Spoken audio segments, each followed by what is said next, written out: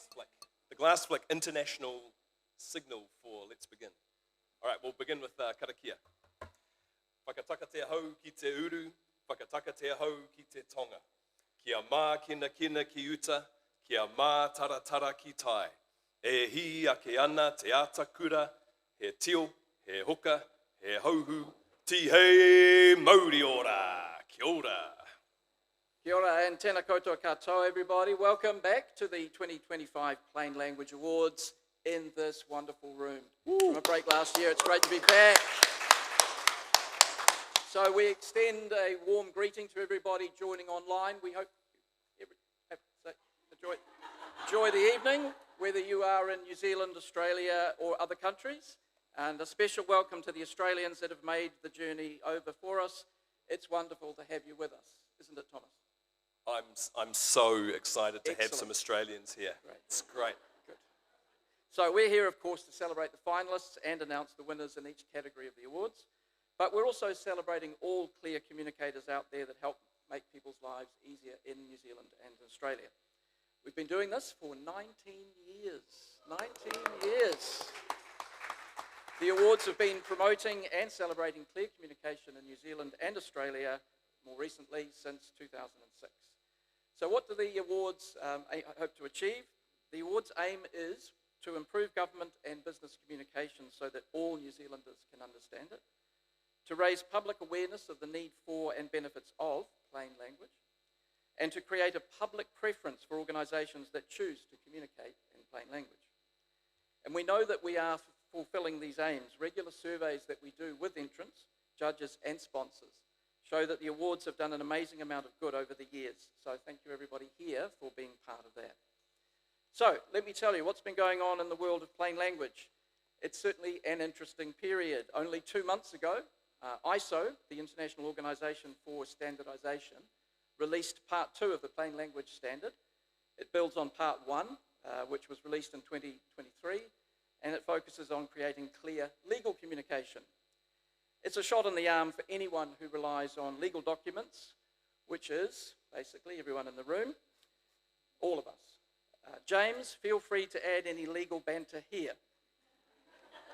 This is James. I wasn't. You're James. I get the feeling I wasn't supposed to read that. I don't have any legal banter. As you might see from the program, I now describe myself as a lapsed lawyer and an English language teacher. But I did get a bit of help from AI for this evening. So I put in a prompt to say, can you please provide me with a bright and breezy opening line for the awards? And here it is. It says, tonight jargon takes a back seat, gobbledygook gets the boot, and clarity gets its moment in the spotlight. Yeah. AI then prompted me and then said, would you like this tailored with New Zealand-specific humour? For example, gentle references to Wellington weather, public sector writing and Kiwi idioms. To which I replied, would I? Yes, please. So here it went. It's great to see so many clear communicators gathered in one place. Usually you'd only see this many plain language champions in a ministry kitchen arguing over whether utilise belongs in an email. Oh. Yeah, it's a good one. Yeah. The next prompt from AI, was, would you like to push the humour a little edgier with some adult innuendo or sharper political jabs while still keeping it acceptable for a live event? To which I said no. Correct answer. I would like you to provide some material that is borderline offensive. And the only line that's appropriate to share with you, it did reply, I can tell you it did reply. First of all, it asked me, are you sure you want to do this? So a judge's comment of, I've seen clearer writing and cryptic crossword clues and drunken text messages. And the welcome ends with, enjoy your night or whatever. So thank you, AI, for helping us out there to get us started for tonight. Okay, so in New Zealand, unfortunately, we've seen the bill introduced to repeal the Plain Language Act of 2022. That's, to put it mildly, disappointing. But it is telling that of the 1,657 people who submitted for that bill, just about all of them were opposing the repeal bill. We also know that there are plenty of plain language people out there. The entrants that were received this year show the depth of care, skill, and effort that's going into crafting clear communication. The theme of tonight's ceremony is inspiring positive change, and it's people, us, more particularly you, doing that. You might have spent years crafting clear communication or might have just edited one word in a document, but that might have made all the difference to anyone who read it. So however big or small you felt your contribution was, you have inspired change in some way. So a welcome to our guests. First of all, we welcome our international judges and supporters. And of course, we welcome Linda Harris, awards founder, CEO of Right Group and Rightmark, and our trustees Wayne Wright and Nicola Welby. So a round of applause for them.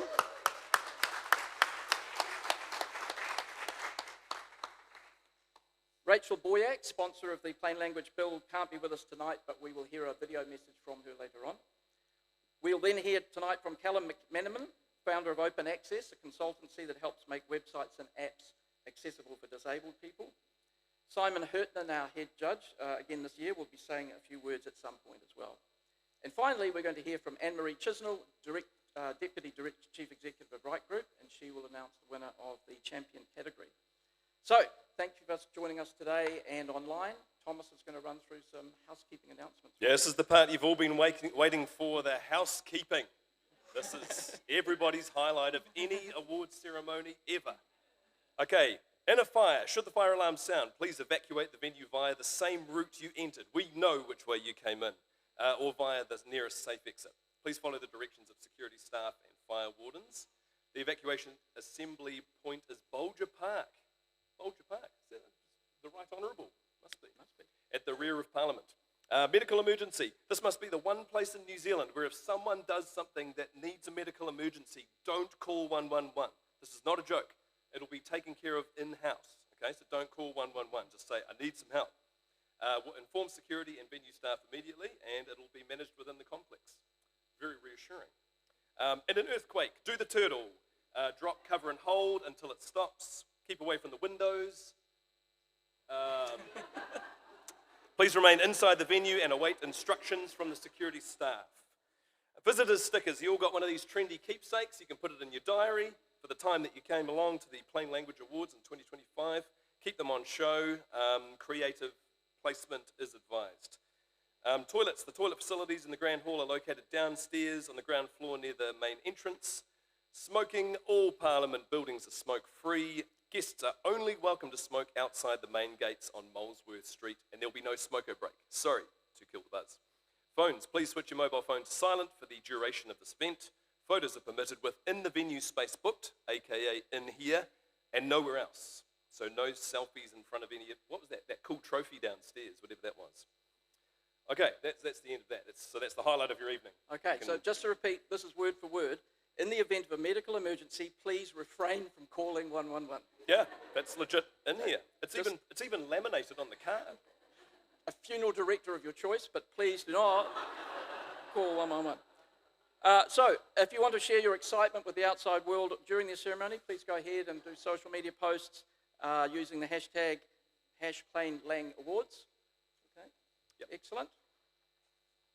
Right, so a couple of thank yous before we get into the awards proper. Firstly, we want to thank Light Switch. That's the jazzy trio that we're greeting you out there with some sweet notes as you walk by. Music. Light Switch, they will be playing again after the ceremony for you. Sarah Boer, where Sarah's at the back here, the photographer tonight, with assistance from Eve Marriott from Right Group, and in particular to two people from Right Group who make the cogs turn for about 8 months that enables us to get to this point.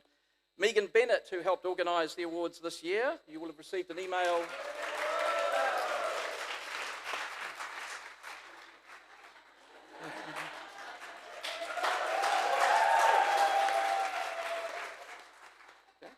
I got quite a few emails that kind of got into the stalker category. Nicola Welby. Nicola's been involved for so long that she could do it blindfolded. Both over there too. And please welcome again, all the way from just over here, co-host Thomas McGrath. And thanks to James for coming all the way down from Auckland. Tamaki Makoto, James Elliott. Beautiful. Now we want to acknowledge the 36 national and international plain language experts who donated their time and expertise to judge in this year's awards. Next slide. Here they are. Look at those beautiful faces. Oh my goodness. She's a pretty big job. and it's all voluntary. The judging panel has spent hours and hours and hours reading through entries, assessing them using the right plain language standard, Creative Commons, download it off the website, and deliberating through different time zones to choose our finalists and winners. Many of our judges are attending tonight, the stars are out, and watching online, kia ora if you're online, to support our finalists and winners.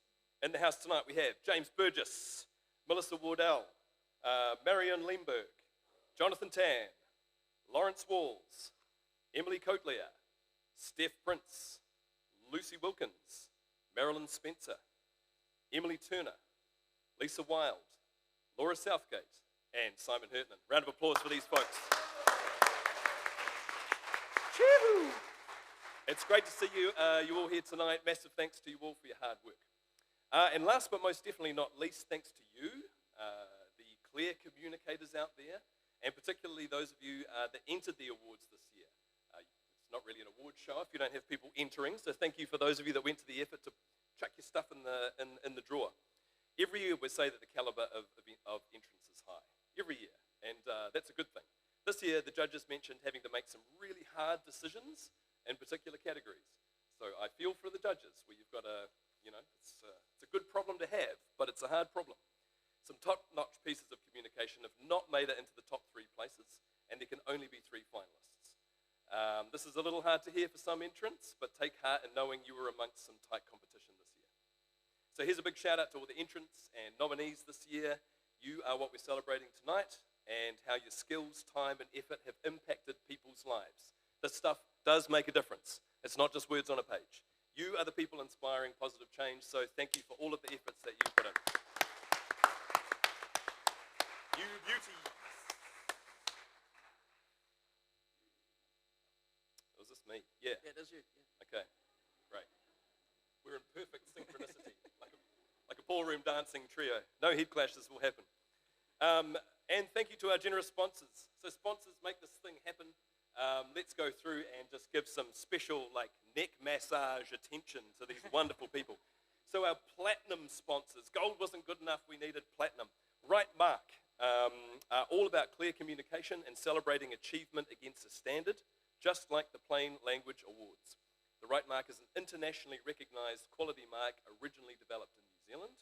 Representing Right Mark tonight here we have the one and only Anne-Marie Chisnell, who will say a few words a little bit later. You can wait for that, about the champion categories later on tonight.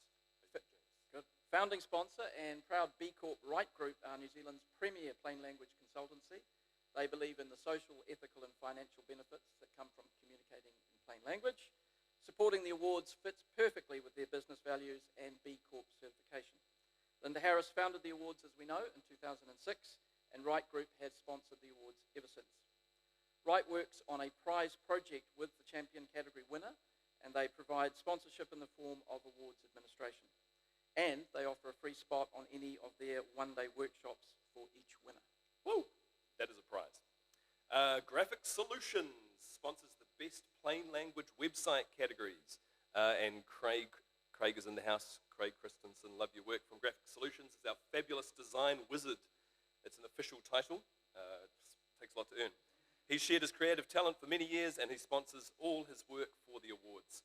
This includes all of the graphics, the website, and tonight's program. We're incredibly grateful to have the Right Family Foundation as sponsor from the very outset. They sponsor the best plain language sentence transformation that we'll be hearing about shortly, as well as the online entry and judging platform Submittable.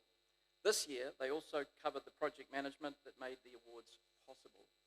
So here on this next slide, you will see a list of all of the charities that the Right Family Foundation support. We're honoured to be one of them, and we thank Wayne and the trustees of the Right Family Foundation. Shot, Wayne.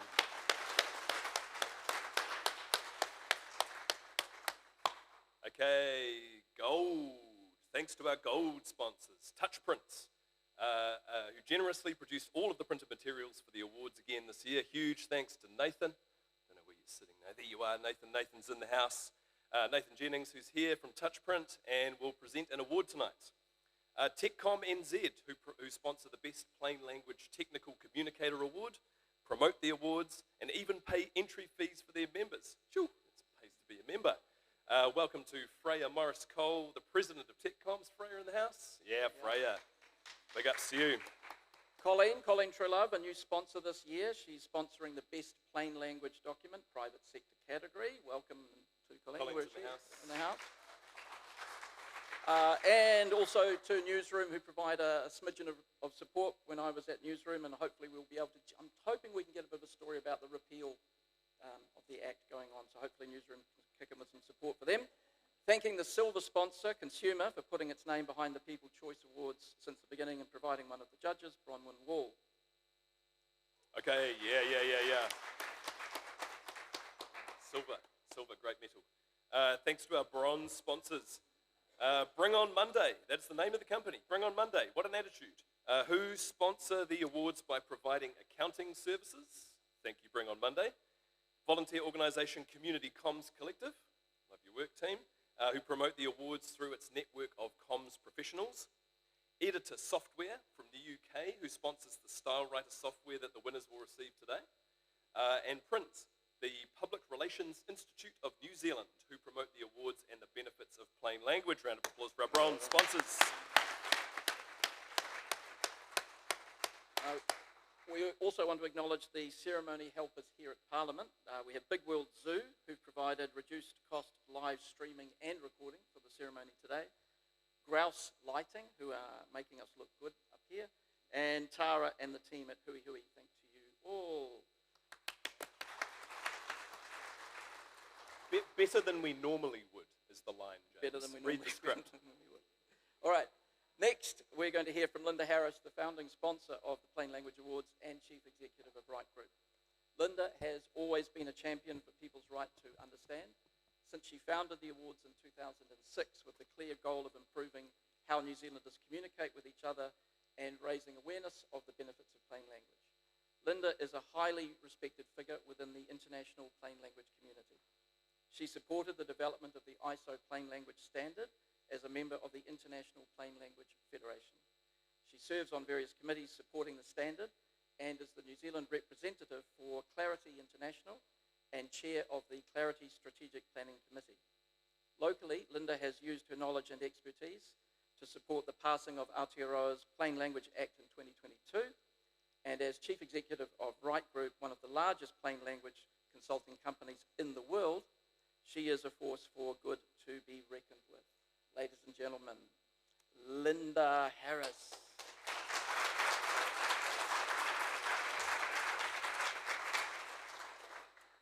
Thank you, James. Clearly I should have looked at AI for my talk, but I didn't. So here we are.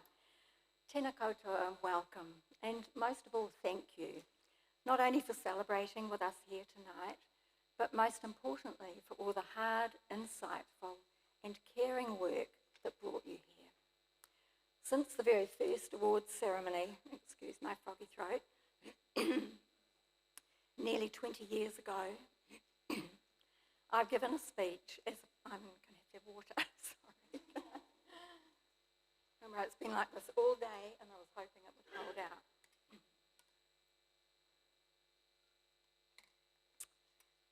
Right, so since the first awards ceremony nearly 20 years ago, I've given a speech as a plain language professional, hoping to inspire a captive audience like you that communicating clearly and truly reaching people is nothing less than a superpower with limitless potential for good. But tonight I'm dropping my own perspective to allow the people on the receiving end of essential but often poorly written information speak for themselves. 2 years ago, I stood here as we were celebrating the existence and the potential of the Plain Language Act. This year, in an extraordinary turn of events, we've witnessed the move to repeal that really progressive, world-leading act. But tonight's celebration in this beautiful venue is not the time or place to dwell on that, much as we'd kind of like to. But if we were to find a silver lining, it's been the massive, publicly recorded outpouring of support for plain language. Submissions triggered by human experiences that gave us a deep, detailed and sobering understanding of why plain language matters to real people in a very real way. From the nearly 1,700 submissions, we can get a picture of and hear the voice of the people.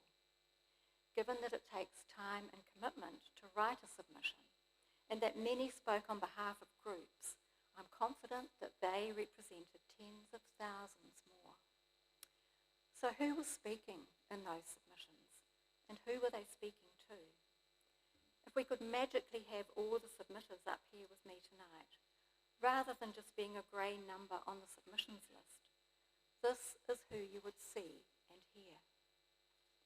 You'd see a large number of individual citizens, many explicitly identifying as neurodivergent, disabled, as parents, as older adults, or as those having personal experience with language barriers.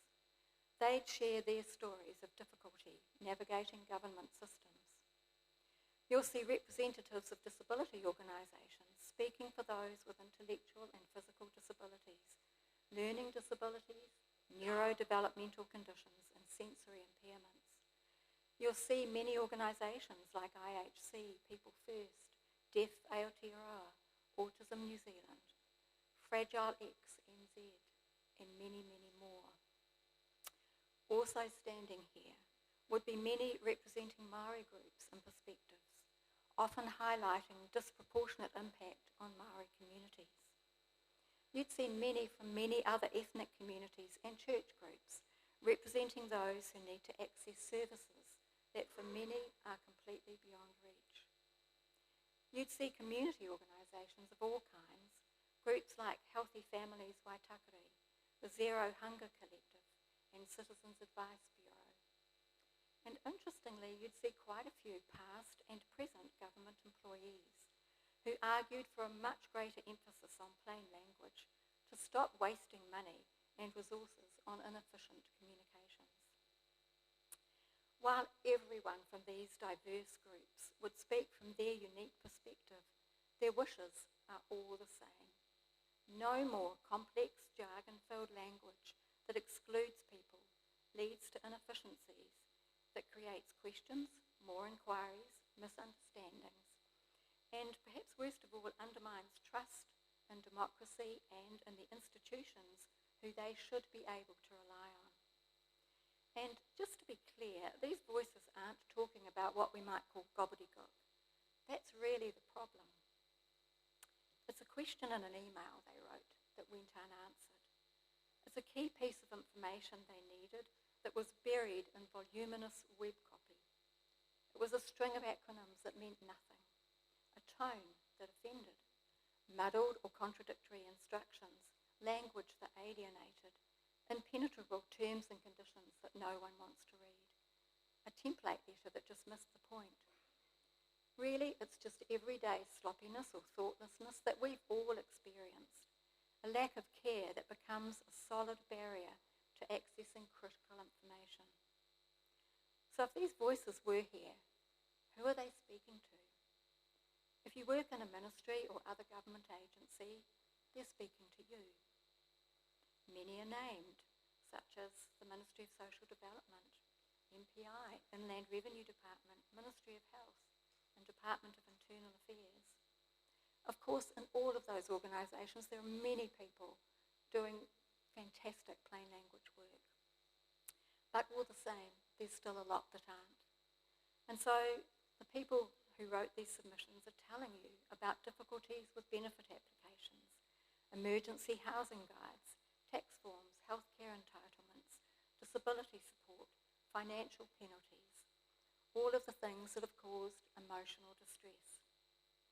And if you work in the Ministry of Health or any public health services or other healthcare-related government programs, they're talking to you about patient safety, informed consent, poorly written forms, and overall health equity, especially for disabled people, non-native speakers, and Māori Pacifica whānau.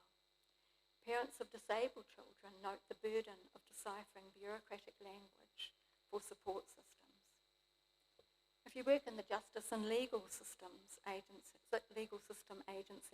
including Family Court, IRD, and other financial agencies, they're talking to you about many aspects of access, inequality, and inefficiencies. And so it goes on.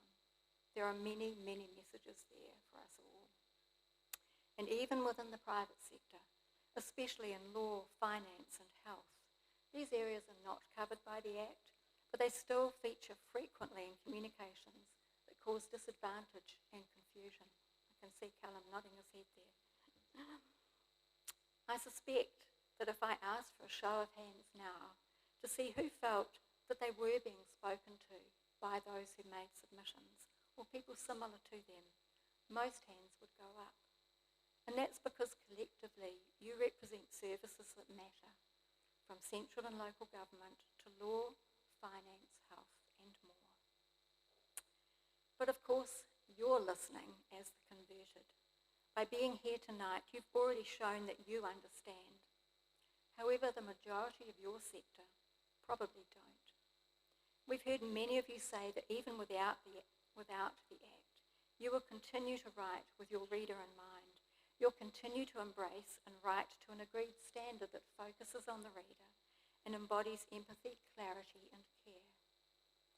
But you are just 100 or so of over 480,000 people who work in central or local government or other Crown entities.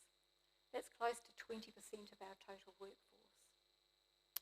Add to this another 30,000 plus in legal and financial services, and even more in private health services.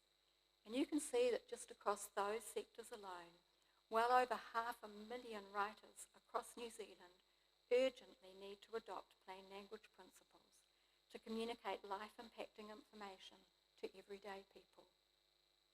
That's a big ask because it relies on the converted, like you, especially when you represent only 0.02% of that group.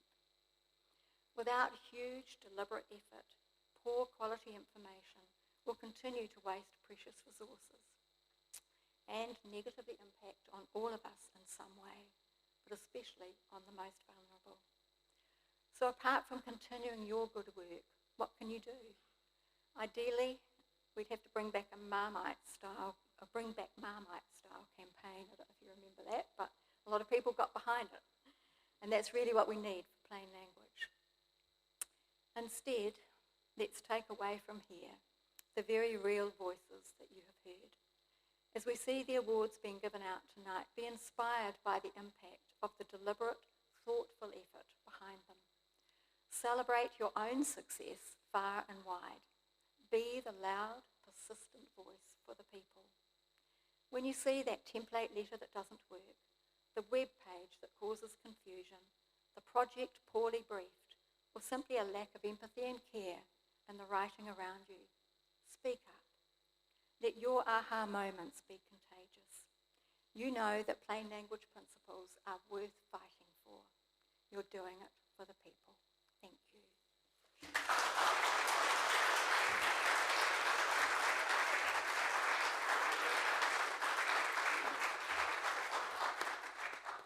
Thank you, Linda. So now we'd like to welcome to the stage Wayne Wright. Wayne is co-founder of the Wright Family Foundation. He's an entrepreneur, he's a philanthropist and businessman, and he's sitting right there. He's also trustee for the Wright Mark Plain English Awards Trust, and as we heard before, a platinum sponsor for the awards. Wayne.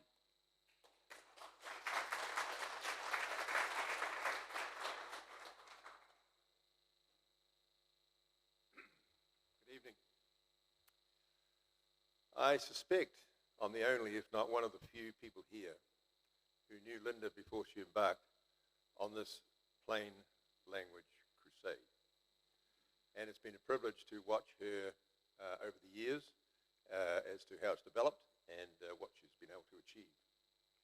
And it's a privilege for us at the Wright Family Foundation to support her financially, because all these organizations need finance, but not every one of them can get it. Over 10 years ago, my wife Chloe and I had a vision of setting up the Wright Family Foundation, but I was not involved until late 2023 when she passed. Up until then, Chloe was the foundation. She was the inspiration, the leadership, and the ideas woman. She was passionate about making a difference, and I was there to support her. I knew how to make money. She knew how to make a difference in people's lives. It was only after I stepped up to being a trustee that I began to understand the depth of support coming out of the foundation, and I have really enjoyed seeing the incredible impact that it's had on the communities throughout the country. And tonight I've brought a few sheets here of the front page of our annual report this year, which shows a bunch of the organisations that we support around the country and what they do. And I'll leave them out there, and if they disappear, we'll whoopee.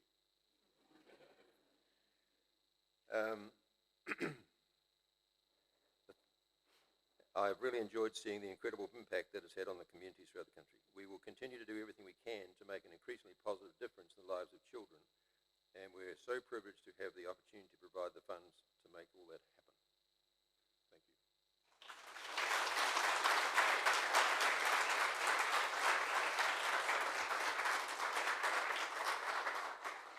Thank you, Wayne. So let's get started with the award presentations. So just a little bit of housekeeping as to how we run this. Hang on, no, I've done the housekeeping. You've done that? No, this is award housekeeping. Award housekeeping. Another highlight, okay. So here's how it works. We run through the awards in the order set out in your program. We will ask the first presenter of the award to come to the front, to this side of the stage when we announce the award category. We'll announce the finalists, and my notes say please clap after each one is announced so that they all feel special. Okay. We will then announce the winner and ask them to come up to receive their trophy when their name is called. If there are two or more of you, you can all come up, but one of you will accept the trophy. My partner here will read comments from the judges, and you are invited to say a few words of no more than 1 minute. AI tells me that 1 minute equates to 150 words spoken at a semi-formal occasion. At the rate of 160 words per minute, WPM, you risk overwhelming the audience. At 140 WPM, you may cause the audience to lose interest. So those are your guidelines. We will be taking photos as you receive the award, so please be ready to smile for the camera. You will notice some masking tape on the floor over here. If you are outside the masking tape, you are outside the frame for online, which may be exactly what you're looking for. But just be aware of the masking tape there, okay? So photos from Sarah Boer will be taken when you get your award, and I think also some photos at the very end of the evening. Lovely. Okay, so today's finalists, so if you're a finalist, it's worth celebrating too. Even if you don't win in your category, you receive a lovely award of distinction. So if you have got one of those, you can collect them from Nicola and Megan at the end of the ceremony. And our winners tonight receive a beautiful steel trophy. This is when we get a coordinated, ooh, check them out over there. Look at those trophies. Wouldn't you want one of those on your bedside table, eh? Woo! And those are designed by Craig Christensen. Again, thank you, Craig. And handcrafted by Campbell Maud.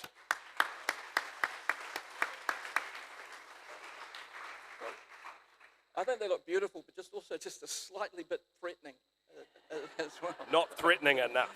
So here we go. First award, Best Plain Language Sentence Transformation. It's the humble sentence where readers absorb meaning, and this category celebrates the sentences that clever writers have transformed from unwieldy sentences that you have to read several times to ones that are understandable the first time we read them. This category is sponsored by the Wright Family Foundation, and Wayne is going to come up and present the trophy. Come on up, Wayne's Wayne. going to stand on this side. So here are the finalists. Remember, clap for each one. Jeanette Muscat from Little...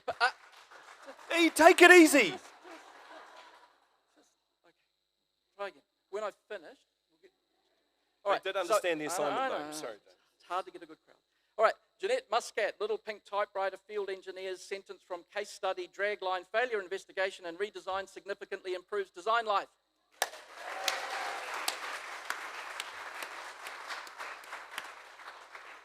Kate Sumner, sentence from Annual Plan 2025-2026. And Kate Sumner, sentence from the Auckland Plan 2050.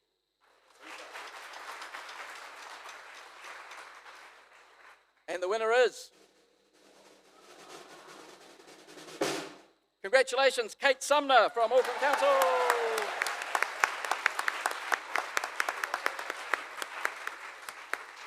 Okay, here's the original sentence. Prepare yourselves. advocate to the governing body to stop out-of-sequence developments and urban sprawl where the infrastructure prerequisites identified in the future development strategy are not provided. Rewritten sentence. Ask the governing body to stop urban developments in areas without the facilities and services to support them. Yeah? Yeah. Oh, yeah. Okay, here's what the judges had to say. The judges praised the dramatic improvement to the sentence. The original 27 words were reduced to just 18 words. In the spirit of numbers, that is a 33% cut. Just did those maths on the fly. Nah, it's in the script. Sorry, I can't take credit for that. The rewrite maintains all the important meaning while being much easier to read. The judges noted several strong improvements. Complex words such as advocate were replaced with simpler ones like ask. Confusing phrases such as out-of-sequence developments and urban sprawl became urban developments. An abstract requirement was turned into something concrete and clear. The rewrite has a logical flow and active tone that guides readers smoothly through the information. All three judges gave the rewrite an overall rating of excellent. They highlighted how the sentence now follows the "don't hurt my brain" principle. Readers can understand the message without effort. One judge said the rewrite says exactly what needs to be said. Nothing more, nothing less. The transformation shows how good plain language makes information accessible to everyone. All right. So Kate cannot be with us this evening, but Wayne, you're going to read her acceptance speech according to my notes. Do you want to come here and do that?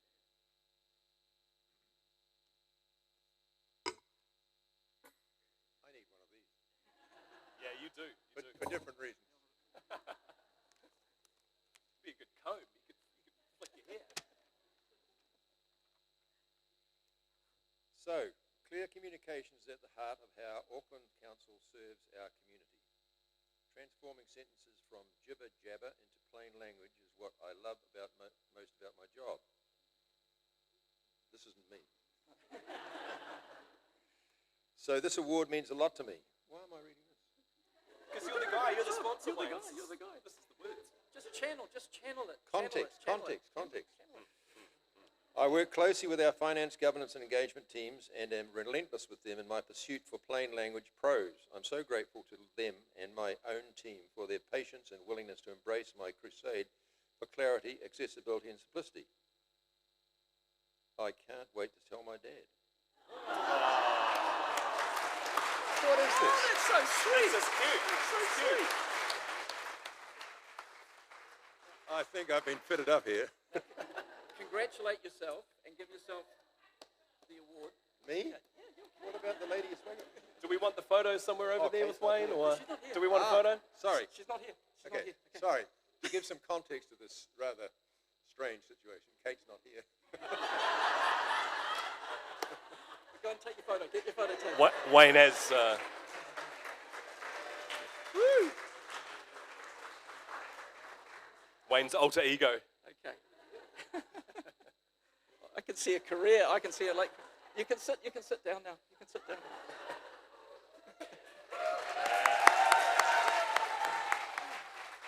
Tonight, Wayne Wright will be Kate Sumner. Okay, so a little bit of update from the world of language. The Merriam-Webster Word of the Year 2025 is out, and the word is slop. I kid you not. The justification, it said, this term reflects the widespread discussion around poor quality or misleading content, especially in social and political discourse. Word of the Year from Merriam-Webster, slop. Right, moving on. This is unrelated to what I've just said. Best Plain Language Technical Communicator. We celebrate the winner of the Best Plain Language Technical Communicator category. It goes to the technical communicator whose portfolio shows they consistently turn technical content into clear, understandable information. The Best Plain Language Technical Communicator category is sponsored by TechCom NZ, and Freya Morris-Cole, President of TechCom, is here to present the award.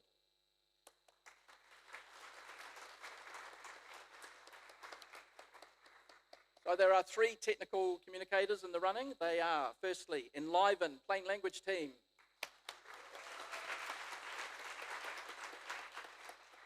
More Talk and Family Law Section of the New Zealand Law Society. and Nicolina Newcomb and Ilmaka Kanangara from IHC Group. And the winner is... Congratulations, the Enliven Plain Language team.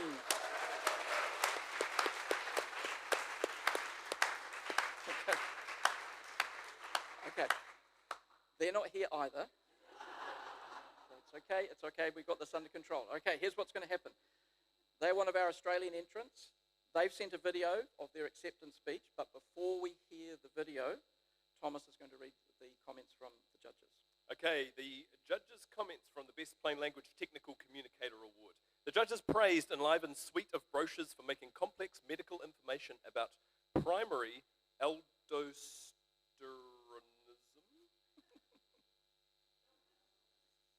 clear and accessible.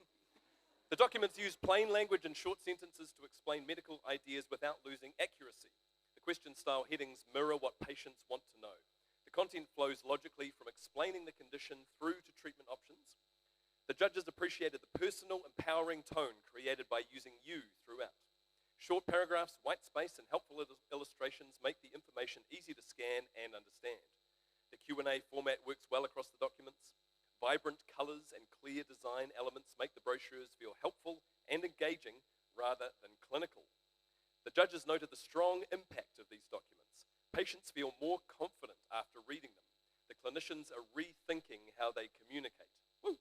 The judges called these brochures excellent examples of effective plain language technical writing and information design. Beautiful. Okay, so here's a video from Yannicka Port from Enliven to say a few words.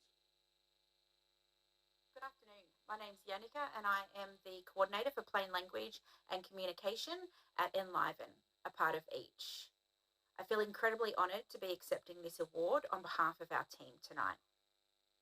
The submission that we put in talked about our work that we completed as part of the primary aldosteronism trial.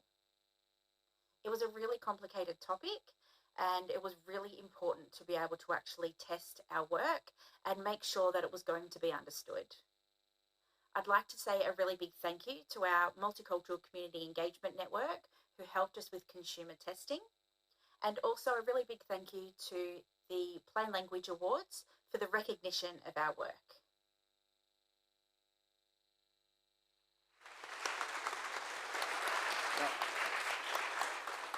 My notes say that Freya raises the trophy towards the camera, which is kind of bad. Well done. All right. Thank you, Freya.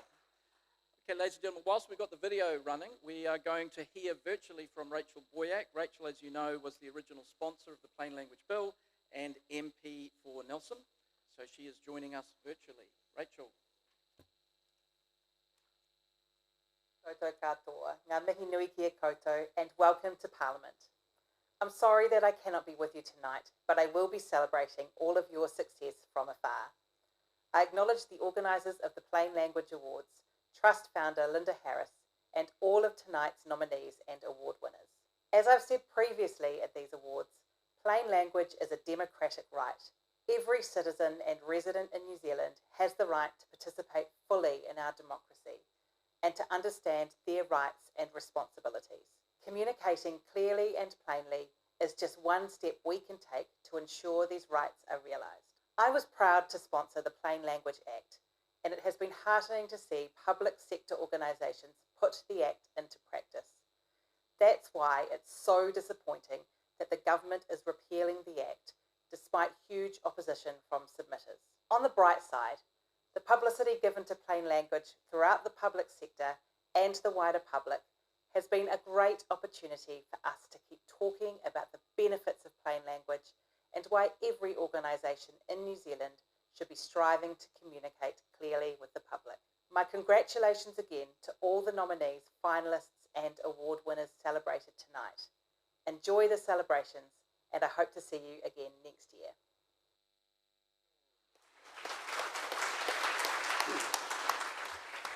Okay, so HarperCollins aren't the only organisation that does Word of the Year. Collins have done, sorry, Merriam-Webster, now Collins. Their Word of the Year 2025, brat. Brat. Brat. evolved from the meaning of a spoiled child to describing someone with a bold, unapologetic, or cheeky attitude. So slop and brat so far. Now, next category, best plain language website, private sector. This category celebrates clear, concise, and compelling websites produced by private sector organisations. This year, we had considerably more entrants in the public sector category than in the private sector. So, we moved all entries from all not-for-profit organisations into the private sector category to make it a fairer situation. And here to present the website category trophies is Craig Christensen from Graphic Solutions, sponsor of the category.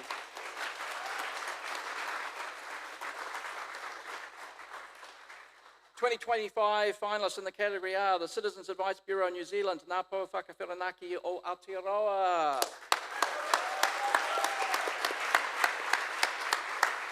Kids Health Pediatric Society of New Zealand, Te Kahui Matai Arotamariki o Aotearoa. And Volunteering New Zealand, Te Ao Aotearoa. And the winner is Kids Health. Kids Health. Woo. Catherine Lysienko and Greta File. Okay, Thomas here are will the read judges' comments. Best plain, oh, sorry, hang on. The right one. Best plain language website. I got the wrong page on there. That was close. Jeepers. Kids Health. Okay. Yeah, I was reading off that one. Okay, the best plain language website, private sector. Here we go. Judges' comments. The judges praise Kids Health for creating a clear and trustworthy resource for New Zealand families. The website's purpose is immediately obvious from the homepage. The content strongly supports this purpose by providing comprehensive, practical health advice in plain language without overwhelming medical jargon. That's what we're all after. The judges were impressed by the website's structure and usability. The three main menu items are simple and logical. Multiple search options give users flexibility. Each page follows a consistent, predictable pattern that helps stressed caregivers find information quickly. The judges highlighted the excellent use of headings, short paragraphs, and bullet points that make content easy to scan and absorb. The judges commended the website's warm, supportive tone and cultural awareness. Medical terms are explained simply using familiar everyday words, not worms. Worms on a website. The multimodal approach, including text, video, animation, and audio with captions and transcripts, ensures accessibility for different learning styles and literacy levels. The clean, uncluttered design with purposeful visuals helps readers focus on safety messages. The evaluation process particularly impressed the judges. The team tested content with representative audiences, including public health nurses and whānau with lived experience. This feedback directly shaped improvements such as culturally sensitive revisions to health information. The judges noted this is an excellent example of user-centered design that empowers families to make confident, informed decisions about children's health. Awesome.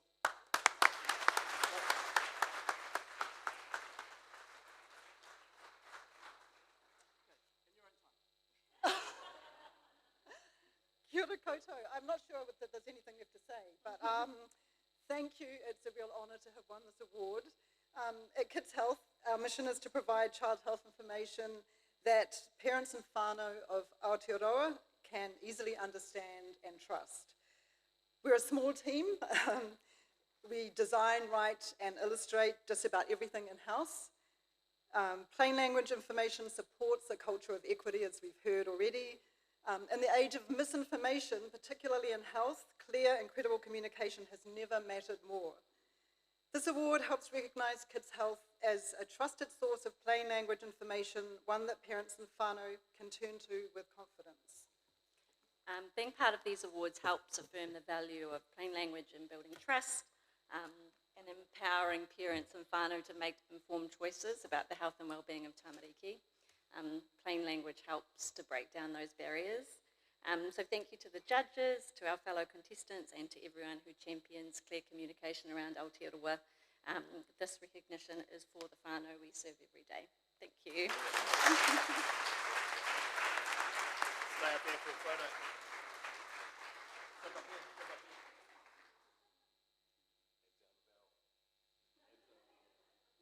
Come this way, come this way. Good, here we go.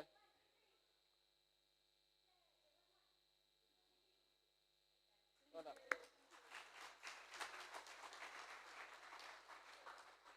Before we move on, we'd like to acknowledge a special project that Citizens Advice Bureau entered, their website Cornet. They created a video for our story gallery that sums up the plain language story.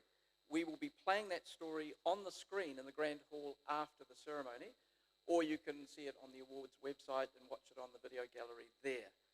Right, so now we're moving on to Best Plain Language Website Public Sector. This category celebrates clear, concise and compelling websites produced by public sector organisations. The finalists in this category are Auckland Council,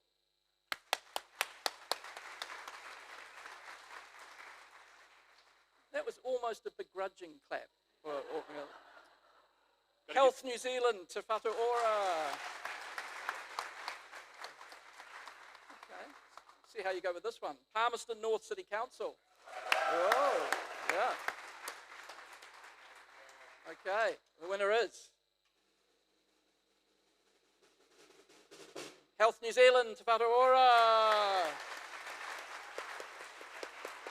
All right. While they come to the stage, the judges' comments. No, come on up and soak in the aura. The judges praise the website. Say, invite someone from Whatu Ora to come up. Invite someone. Here is someone. All right, the judges praised the website for successfully organising a huge volume of important information. They noted the website's purpose is immediately clear and its logical structure makes it easy for people to navigate. Features like clear headings, on-page contents lists, and helpful menus allow users to find what they need quickly and confidently. The website's tone was highlighted as a key strength. It is professional, engaging, and reassuring, which is appropriate for presenting sensitive health topics. The writing is supported by a clean and uncluttered design that works well on both desktop and mobile. The judges also commended the use of short sentences and paragraphs, familiar words, and clear explanations of technical terms. A deep commitment to its audience was evident in the website's extensive user testing. The project team tested the site with a range of different people, including consumers and health professionals. The judges were impressed that this feedback was used to shape the final website. They concluded the website as an excellent example of how plain language can help people make informed decisions about their health.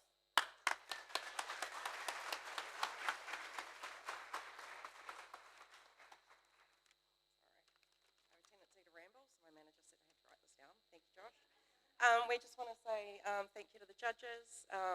We every day take complex clinical information and turn it into something we hope our users can understand. Obviously succeeded. We've smashed out over 2,000 pages in a year on health topics, hospitals and service information. Still a long way to go. This is going to help us pave the way for making that accessible. Thanks to my content team, there are too many to name. Jan is here with me tonight. He's been with me from the start, bringing you all every day, and to our managers and the wider team for their support and backing. To our clinical teams and stakeholders, this is amazing. Thank you for championing that. Thank you for getting on board and backing us. Oh, sorry. Well done, Auckland and Palmerston. Sorry. All right. Wait up for a photo.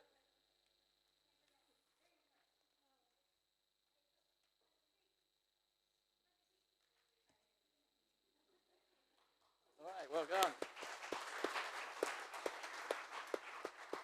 Got to get those hand clapping calluses going, eh? Okay, this is an AI bit to fill in just a bit of things between awards. Our next award goes to someone who can explain complex policy so simply that even your uncle in Te Awamutu could read it and nod. Woohoo! Okay, best plain language document, private sector. Now we will celebrate entries for this category. It looks at the best example of a private sector document written in plain language that meets the needs of its intended audience. Like the website categories, we had considerably more entrants in the public sector category than the private sector category. We did the same thing. We moved entries from not-for-profit organisations into the private sector category to make it a fairer situation. Colleen is going to come up and present the award for this category. And the three finalists are Healthify, Hepuna Waiora, Health Navigator Charitable Trust.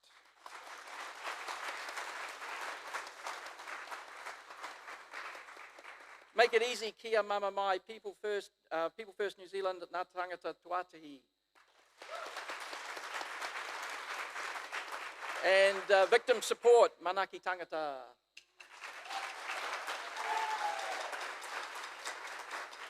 And the winner is victim support, manaki tangata. All right, and while they're coming to the stage, here are the judges' comments.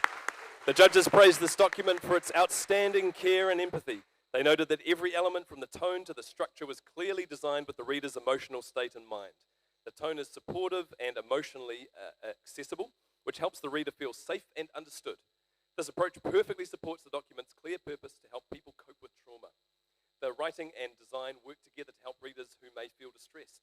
The judges highlighted the logical structure, which explains trauma before offering coping strategies. The content is accurate and gives just the right amount of information without being overwhelming. Short sentences, focused paragraphs, and a clear layout with effective headings in colour make the messages easy to absorb. The judges were also impressed by the thorough user testing process. The authors involved frontline staff and clinical experts to ensure the document was safe, accurate, and genuinely helpful. The final result is an excellent example of how plain language can provide accessible and compassionate support. Well done.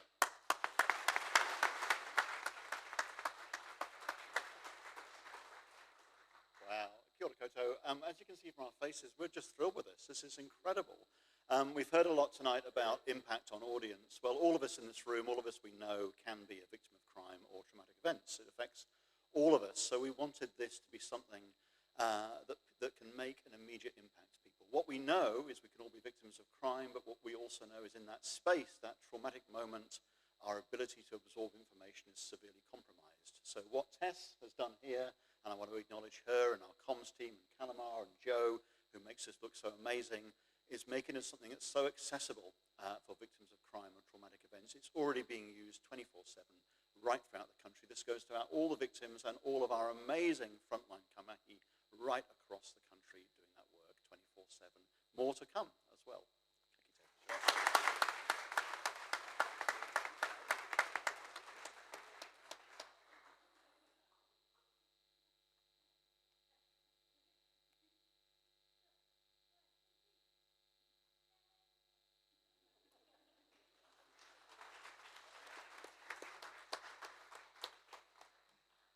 All right, moving ahead, the best plain language document from the public sector.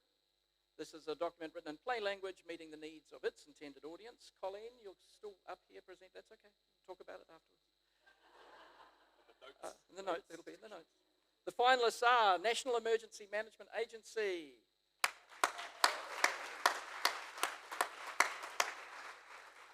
Office of the Inspectorate, and Transport Rebuild East Coast, the Trek Alliance. And the winner is Trek, the Transport Rebuild East Coast Alliance. All right. So I'm told that Jamie Sitzia couldn't be with us, but team members Stella Castle-Lowe or Helen Ferguson or both, one or the other. Or whatever. Both. Both? Our numbers. Not here? Okay, while they're coming to the stage, here are the judges' comments. The judges described this pānui as a solid example of government communication. It successfully keeps the community informed about cyclone recovery work. The document balances technical information with great design and community accessibility. Its welcoming, transparent, and community-focused tone was praised. The document has a clear purpose and logical structure. The judges noticed the excellent use of headings and subheadings, which help readers navigate the content.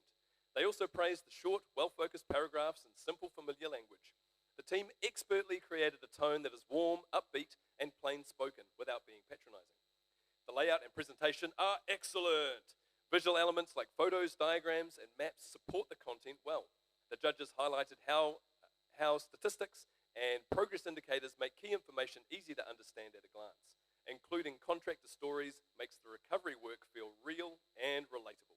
Awesome. Thank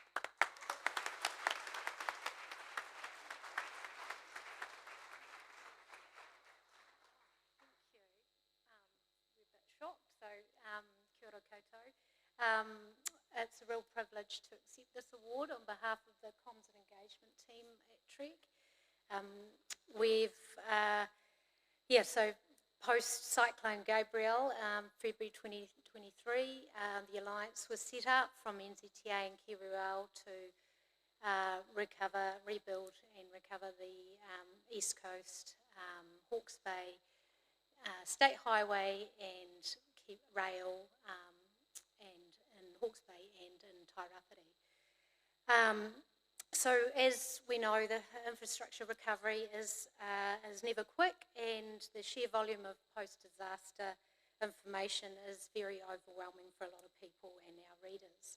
That's why through our newsletter we take people behind the scenes, which is often unseen, to showcase some of the complex work that we do and to break down that engineering speak so it can be into plain language so everyone can understand it. So it's also a tool for sharing that progress for people so they can understand and help build that understanding and patience through their recovery journey. So thank you all. We also thank you to the engineers and the designers who we ask lots of questions and they've been patient with us in those times. So thank you very much.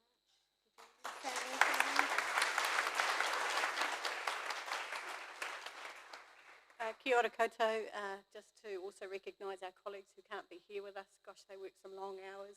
They work incredibly hard and they're so passionate about communication that counts and communication that helps people through a really difficult time in their lives.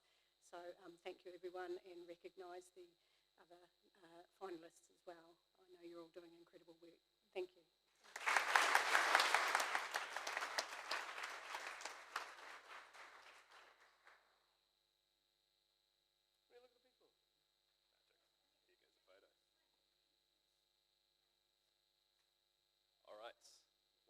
Their lovely photo taken. It's time for another guest speaker. We have a lovely man by the name of Callum McMenamin. You're up next, Callum. Callum is the founder of OpenAccess, a consultancy that helps to make websites and apps accessible for disabled people. Welcome, Callum. A round of applause. Come on up to the stage.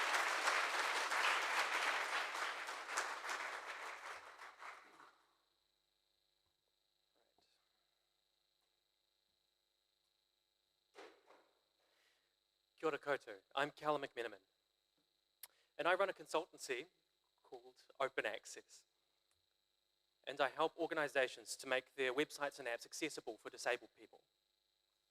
I'm going to talk to you about how plain language helps disabled people. I will also flip the idea of disability on its head. It's not what it seems. People are not disabled by their medical conditions. People are disabled by systems that are not designed to include them. I have vision impairment, but I can do many things if those systems are designed to include me. A classic example is a pedestrian crossing. If it has audio signals, I can tell when it's safe to cross. What determines whether I am disabled or not is not my own medical condition. It is the way society has been designed. This is why plain language is important. Plain language removes barriers that might prevent disabled people from understanding. There are many impairments that make reading complex text more difficult.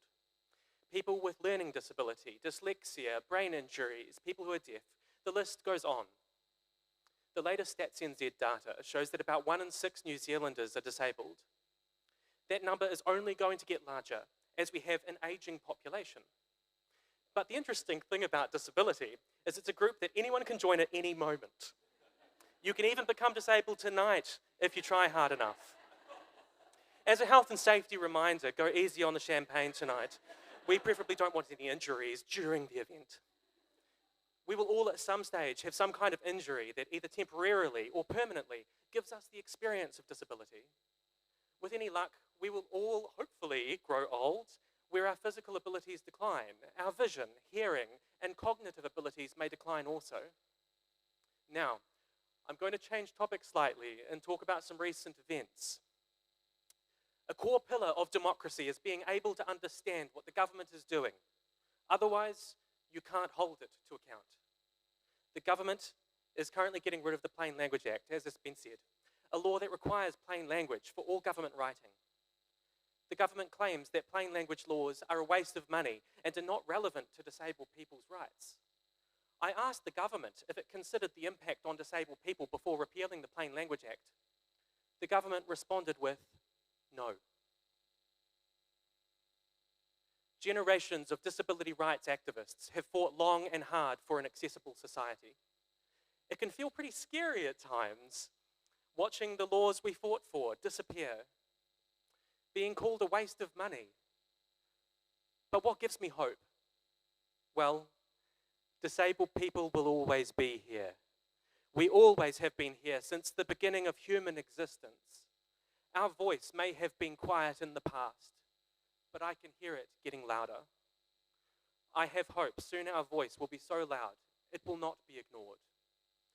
And with my voice, I say to this government, do not repeal the Plain Language Act. Disabled people will outlast any term of government. I hold hope that disabled people will soon be properly represented in Parliament so we can stop this regressive path. We need more empathy in Aotearoa's leadership. We must not allow those who briefly hold the reins of power to remove rights from those who need them the most. We must judge those in power by how they treat our most vulnerable in society. That is how we measure their humanity. What gives me great hope is seeing all of you here tonight. Every person in this room is here for a reason. It's because you care about including disabled people, and I cannot thank you enough for that care. All of you in this room have shown leadership in pushing our society forward. Please keep it up and take others along with you. Accessibility is not politically neutral. It is fundamentally about who we include and exclude from society. Disabled people have a right to a society that is accessible to us because we are human. We have a right to understand our government because we are human. We all have our differences, but remember, we all have far more in common than what separates than divides us, because we are all human. I'll finish with one of my favorite quotes from a disabled artist, Neil Marcus, who said, "Disability is not a brave struggle or courage in the face of adversity. Disability is an art. It's an ingenious way to live." Ngā mihi kia koutou katoa. Thank you for listening.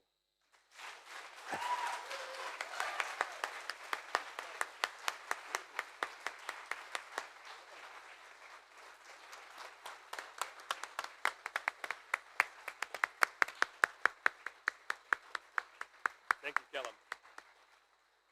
Awesome.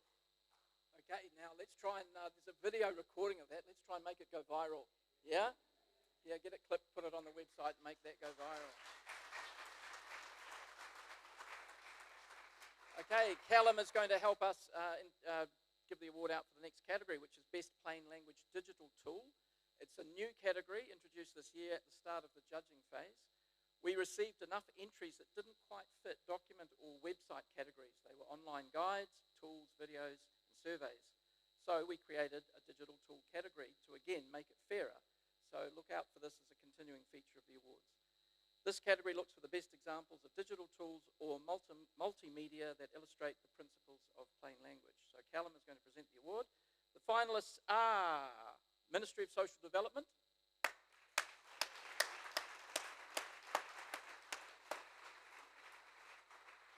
Sorted Te Ara Ahunga Ora Retirement Commission, and Te Waihanga New Zealand Infrastructure Commission.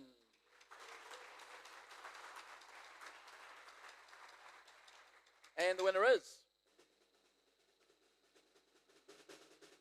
the Retirement Commission. Sorted.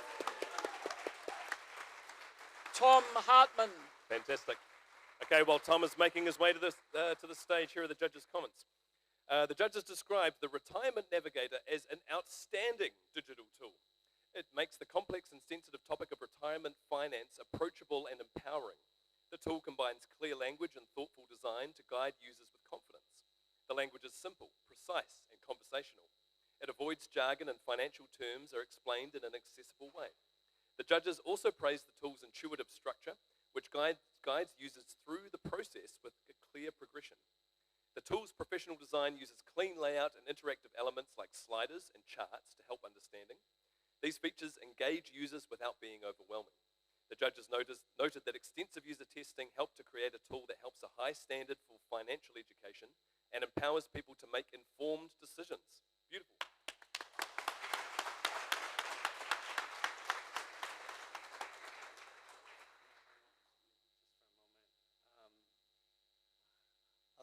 Above all, I bring the apologies of Jane Wrightson, our wonderful retirement commissioner who planned on being here but then was called away for family. So I speak on her behalf as well, and we're under strict instructions to bring this one home because it means a heck of a lot to us, and I would really, it means a lot to us coming from you, especially. So I thank Linda, I thank Wayne, I thank Anne-Marie. Thank you so much to the judges and to all the other finalists as well. We know the work that goes on behind the scenes. Since there are a lot of word people in the audience, I thought to just say that the process that we attempted to make easier is often described by a horrible word called decumulation. And people have tried to simplify it as drawdown, but I'm proud to say we never used it in the tool. It's just spending in retirement. So that's all it is. That's all it is. We set out to make something that's incredibly complicated financially, but we also discovered that mathematically it's incredibly complex as well. And for that, we needed the New Zealand Society of Actuaries to partner with. So I really need to thank them, particularly the Retirement Income Interest Group, led by Alison O'Connell and Ian Pereira, who did the extensive modeling behind the tool. And these are spreadsheet people who, for example, will set up models, on a laptop, walk away, go have a coffee, come back, and it's still not done yet. Like it's quite a. So we thank the actuaries, we thank the web developers, Toast Digital in Auckland. What a great group of people, particularly Jaden DeGraff. And then on our team, Ben King and Jason Gambaitis, who really worked hard with a relentless focus on the user experience. One of the pieces of feedback that we got on this tool was maybe we had made it too simple. And I knew we were on the right track at that point. So thank you so much. It means a heck of a lot.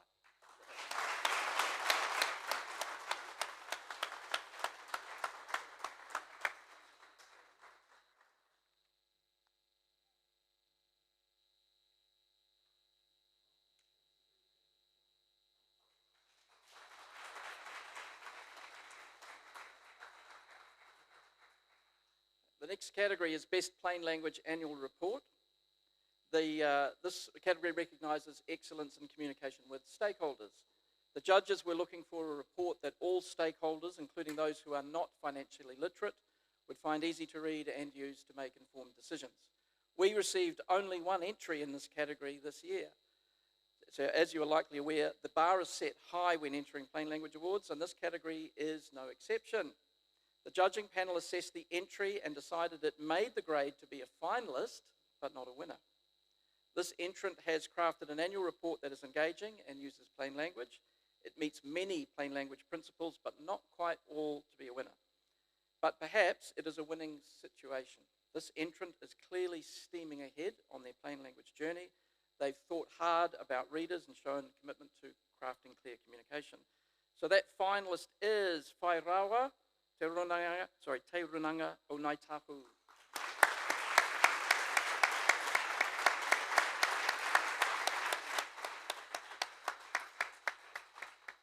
So we congratulate them and wish them well on their continued journey. See them next year.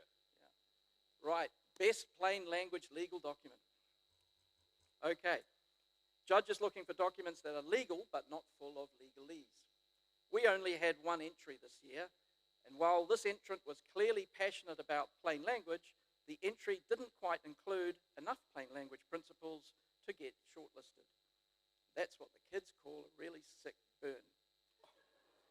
The judges suggested a range of techniques. The entrant, it's other lawyers, they'll be fine. And we don't name them. They're not named. No one got hurt, no one got harmed.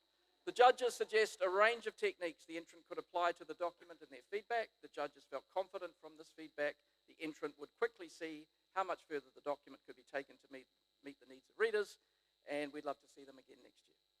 And that's true for any of you writing clear legal documents. Perhaps with the new ISO Part 2, we will have a barrage of beautifully clear legal entries in 2026. Okay, so next guest speaker for you is, am I doing this? You're doing this? I'm doing this.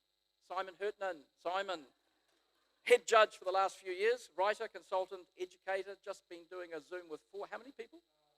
Hundreds and hundreds of people. Lovely to have him here tonight. Champion of plain language for over 20 years. Simon.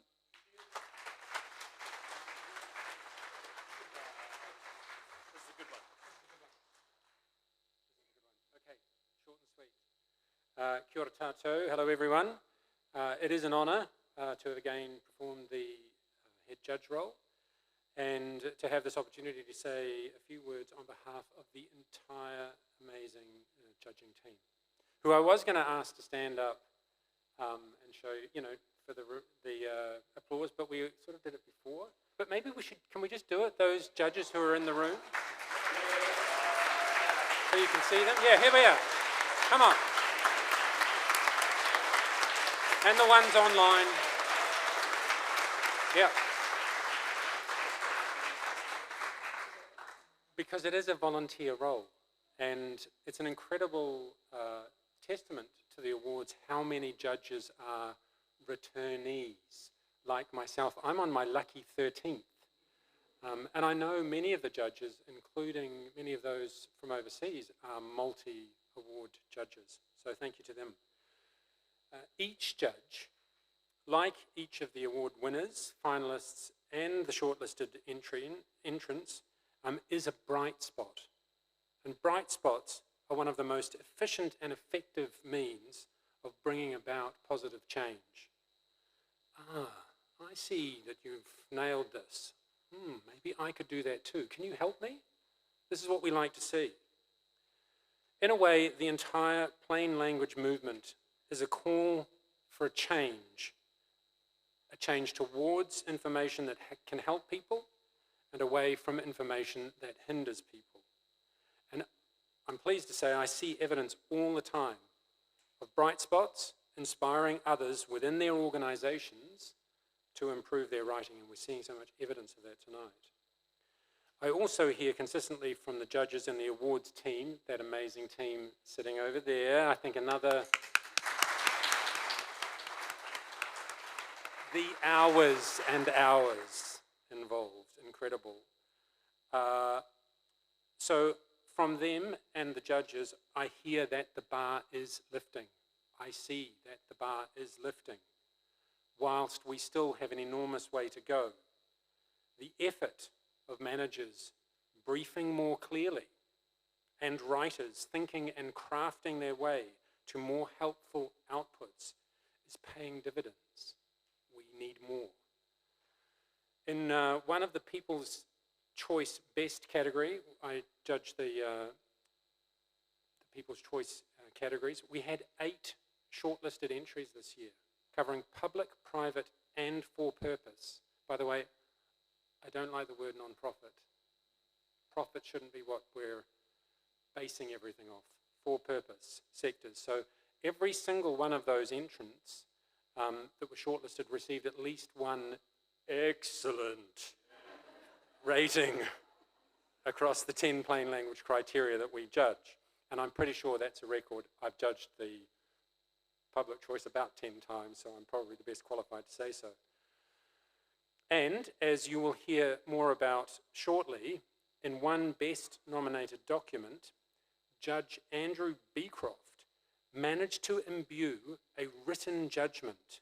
This is a formal legal document with outstanding plain language features. in this case, I really wanted to emphasize this, with simplicity, clarity, and warmth in a legal document. And I'm sure that those efforts will have been immensely helpful to the judgment's primary reader. So I am encouraged, and having earlier today, as James just mentioned, presented a webinar to hundreds of public servants. I actually don't know how many were on the call, but I recognise a couple of faces. Jess, isn't it? There you go. I've got someone from the Victorian Public Service right here. I have no idea how come you're in New Zealand, but great. Enliven, no? Anyway, we'll get to that. But there were 850 plus, she might know, who registered for this call. 1,000, holy moly.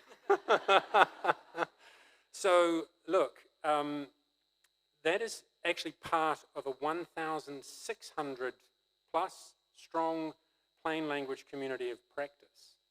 Wow. And I'm excited about what can be achieved in Victoria to popularise plain language.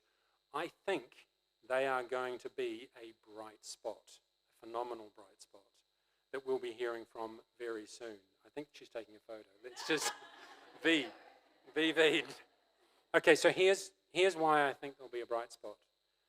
Today we talked about collaborating on the development of an international one-page, because I'm the one-page guy, helpful information standard.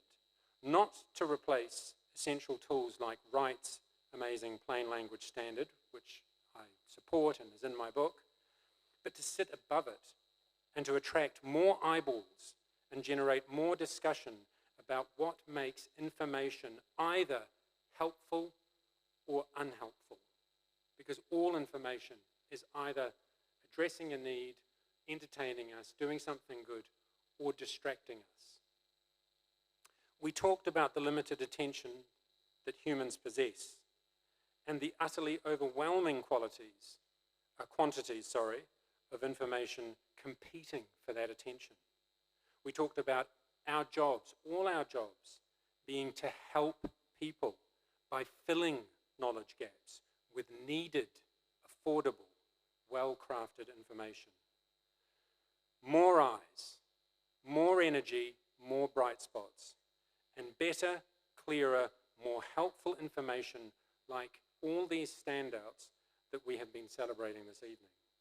So, on behalf of the judges, congratulations to all the finalists and winners. Keep lifting the bar. Ngāmi nui.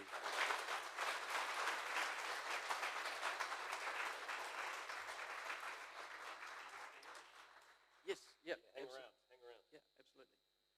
So now one of the more light-hearted categories, People's Choice Worst Brain Strain Communication. This award goes to a piece of communication nominated by a member of the public that causes problems for many people. The winner of this category receives the rubbish bin with the sour worms that we have here. An enduring tradition. And while we prefer to be celebrating great communications, we love this category, and this is true. It often stimulates winners to make big and positive changes.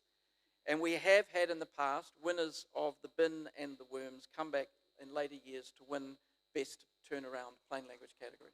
So it does have a role to play. So the finalists this year for the brain strain are City Fitness terms and conditions of membership.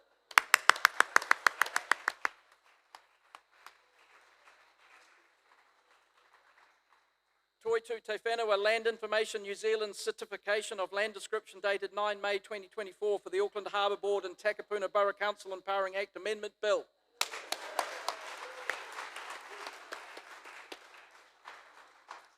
And Wellington City Council, Wellington International Airport Limited decision on designation Y Whale 1 in the proposed Wellington City District Plan. And the bin and the sour worms go to... This doesn't get a drum solo. This gets my specialty, the recorder solo.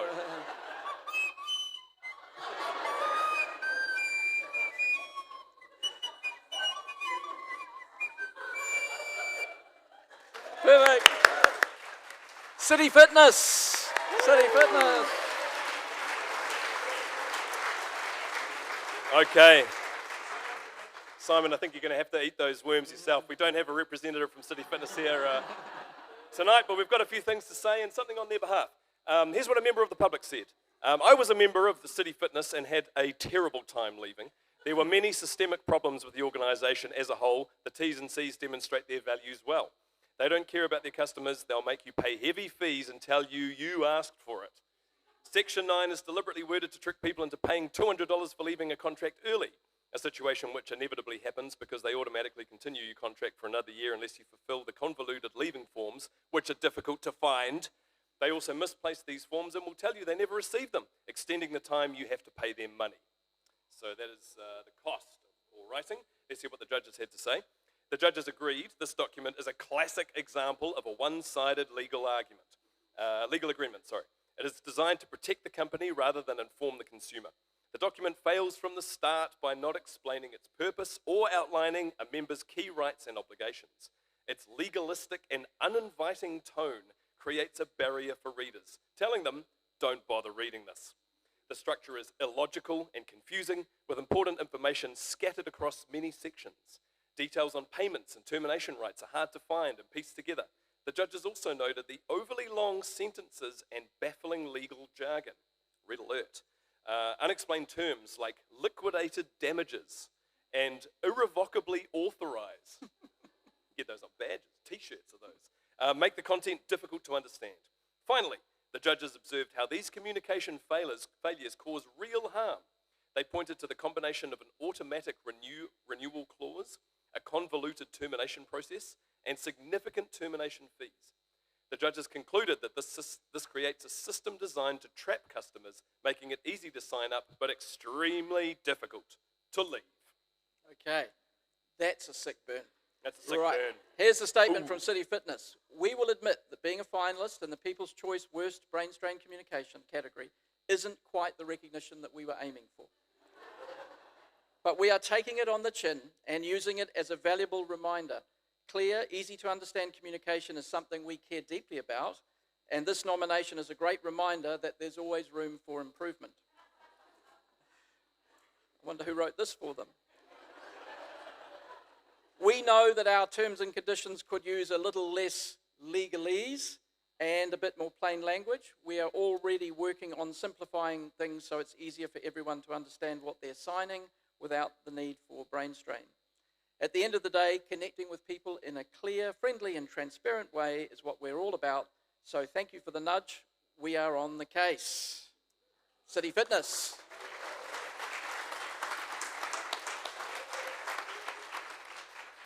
Okay, so just a reminder that the People's Choice categories are open all year round. So you can dob in bad communication anytime and help them on a journey to transformation, and we will keep an eye on City Fitness. We post them the worms, right? They get the worms. They get the bin. Yeah. Okay. Next category, People's Choice Best Plain Language Communication. Best Plain Language Communication shows the world that plain language is the right way to write. This is a chance for members of the public to give someone a pat on the back for an amazing piece of writing. This year we received more nominations for Best Communications Award than we did for the Worst Brain Strain Award, and that is fantastic. So Simon's going to stay on stage to present the award, and he was lead judge of the People's Choice category. So the finalists are Health New Zealand, Te Whatu Ora, all about bowel screening.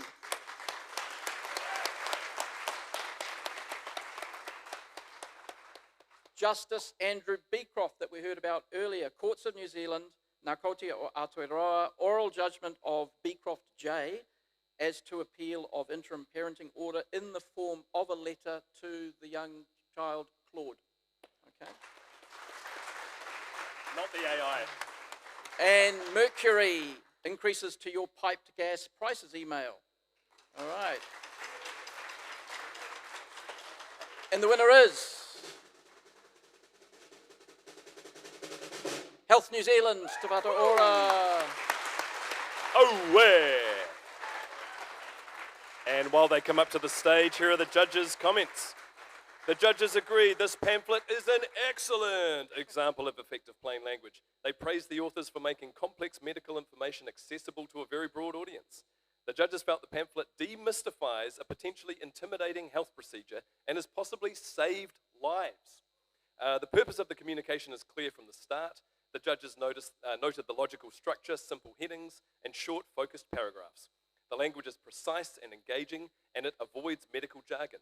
The judges also found the professional and encouraging tone to be ideal for the pamphlet's purpose. The judges described the layout and presentation as excellent.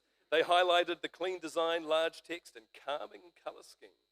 Reassuring words like free and simple are used effectively. The judges also praised the authentic and welcoming photos, which add to the overall warmth and positivity of the document.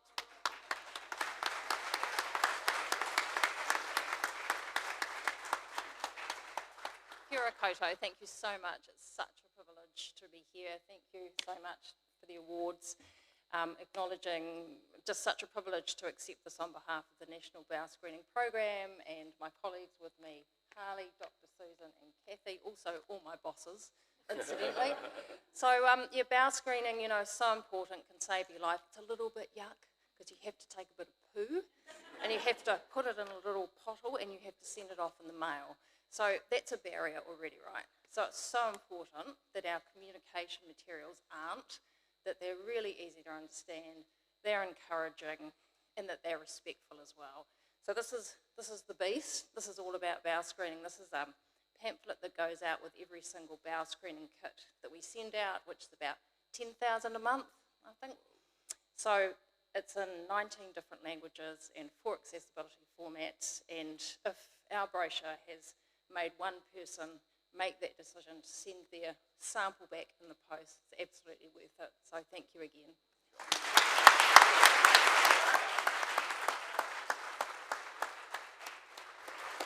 And we just want to say, if anybody's in the audience and you have one of these little kits sitting somewhere, please do it. It could save your life, literally.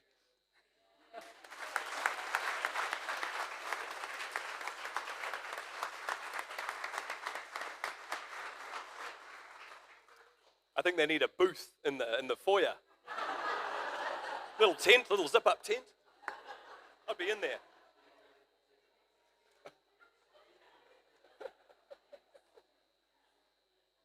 Fantastic. Okay, and as a recipient of those communications, I can say it was the most unexpected birthday present that I had last year.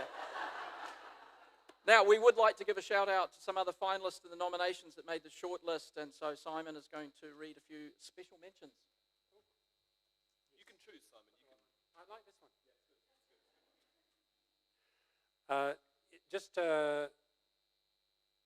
two special mentions, but actually I'm also going to read out what the nominator wrote about Justice Breecroft's entry, which, as I said, it was a written judgment, but he wrote it meeting the requirements of a written judgment as a letter to a young boy, not his real name, Claude. And this is what the nominator said. The fact that a judge, with a million other things to do and quite different expectations and standards placed upon them, would take the extra time and care to consider the young person they are communicating with is beautiful. The way it is done upholds that young person's mana at what is clearly a very difficult time. It offers support, hope, and the level of human respect they deserve, but may well have never experienced in this space. So truly, truly a bright spot, and I'm so glad it was nominated. And then just two special mentions. As I said, it was a very competitive category this time round. So ESL News New Zealand is a website with resources for second language speakers, and we gave that website a special mention because their website is a great example of the educative power of plain language. And also, and if anyone from City Fitness is watching, we also had a unique situation where we had terms and conditions in both the best and the worst. So Indy, the independent mortgage company, a special mention to them because their terms and conditions are an example of what terms and conditions can and should be. City Fitness, take note. You can learn from them. They are a bright spot. Okay, thanks.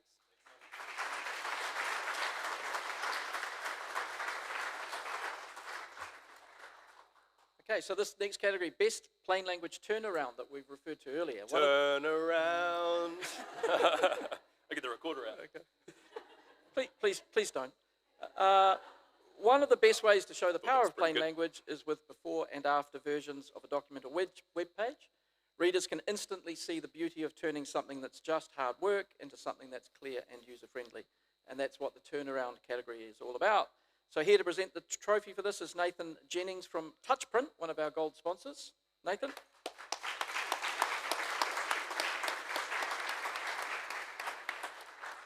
And the finalists for this category are Victim Support, Manaki Tangata. Palmerston North City Council.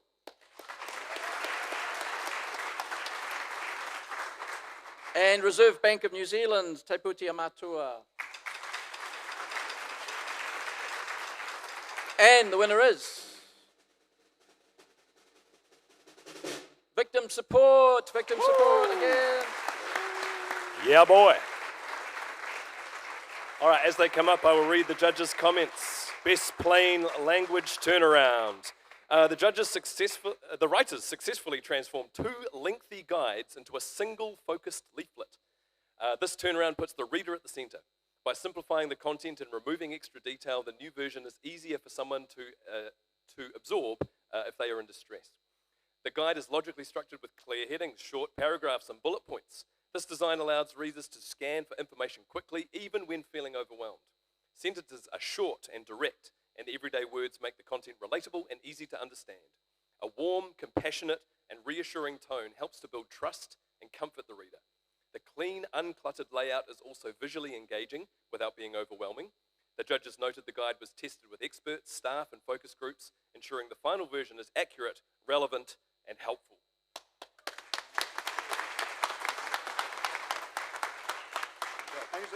Yeah, this is a good one. I've warmed it up for you. It's got good pedigree, isn't it? Kia ora, it's me again. I'm just overwhelmed with this. We all are. There's a huge turnaround happening across victim support in everything that we do, all the support we provide, all the amazing resources that go out to people 24/7 at those worst possible moments in their lives. But I think that's enough about us. I'm just so inspired and overwhelmed by all the stories we've heard tonight. Every finalist, everyone that's been shortlisted, all the ones that have got work to do, like City Fitness, I'm a member there. So I absolutely agree. I can never leave. It's like the Hotel California of gyms.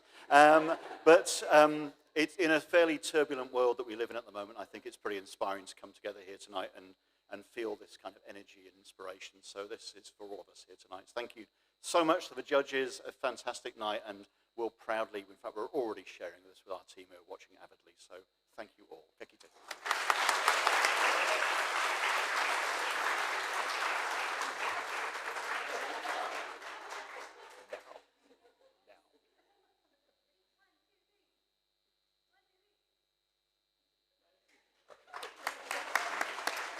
All right, before we continue, we've got a special word from Linda. Linda wants to say something about City Fitness, or to City Fitness. On the topic of City Fitness, so listen up. Well, we've given City Fitness a pretty hard time tonight, and obviously what was entered was diabolical. But I think I also want to give a shout out of support to them for actually replying. When people get nominated and they get that call, it's very confronting, it's scary, they don't know what's going to happen.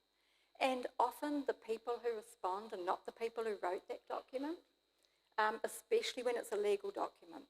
It's probably been around for a long time, and suddenly someone has to defend it, which they can't, of course. So I just think we need to give them a round of applause for actually replying and saying they do something about it. So let's do that.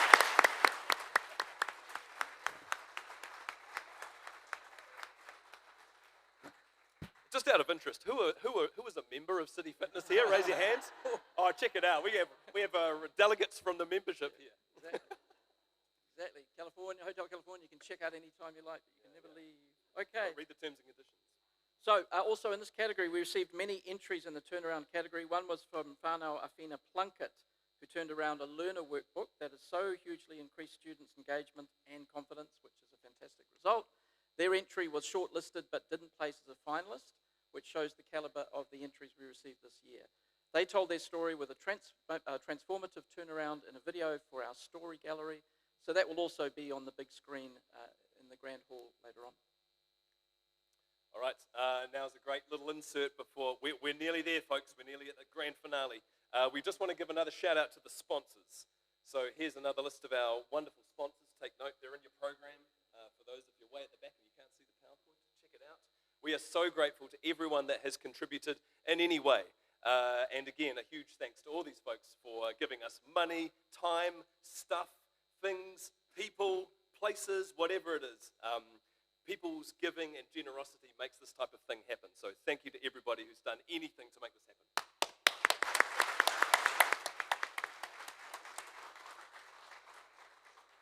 Okay, this has been like a pitcher warming up in the bullpen, coming out ready to close the proceedings. Anne-Marie Chisnell. Anne-Marie, Deputy Chief Executive of the Right Group and Right Mark, 2 platinum sponsors of the Plain Language Awards. She's going to be introducing the championship categories. Anne-Marie.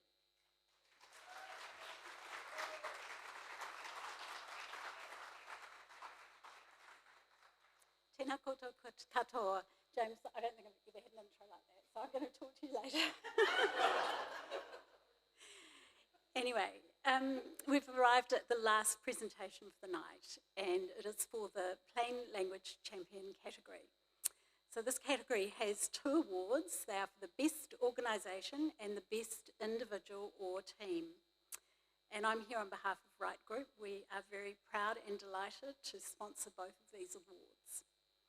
The Premier Award in this category is for the Plain Language Champion Best Organisation. This award is open to any organisation in New Zealand or Australia. They need to show evidence of a successful campaign to create an organisation-wide culture of plain language communication. So it's a very big ask. Unfortunately, this year, nobody entered the Best Organisation Award. So we do acknowledge it's been a really tough year for everybody, and we know that it can take time to build up enough evidence of a plain language culture change across an entire organisation. So we know too that some of you are working your way through this now, and you're preparing for next year, we hope. And we look forward to receiving your entries at the next awards. Meanwhile, the award for Best Individual or Team in this champion category had a fine set of entries for the judges to consider. So, on to the Best Plain Language Champion Best Individual or Team. This award recognises the people who have put a great deal of effort into applying plain language to a major project or even to their whole organisation. Here are a few examples. It might be things like running workshops or team meetings on using plain language, supporting other writers to help them produce clear, reader-friendly communication, leading a plain language project, influencing senior leaders to support a plain language culture or project, or writing newsletter articles or intranet resources about plain language for your team or your organisation. So those are lots of things that you can all be doing. You're probably all doing those. So if you haven't entered this year, think about next year. So let's see who's in the running for this award. This year, our finalists are Enliven, Plain Language Team, Enliven.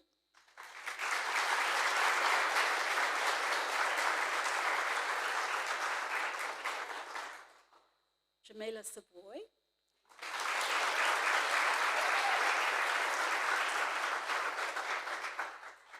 And the Specialist Channels Team, New Zealand Transport Agency, Waka Kotahi.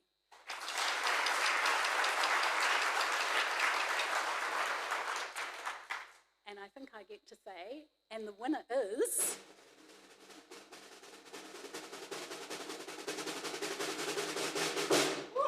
Congratulations, Specialist Channels Team, Waka Kotahi.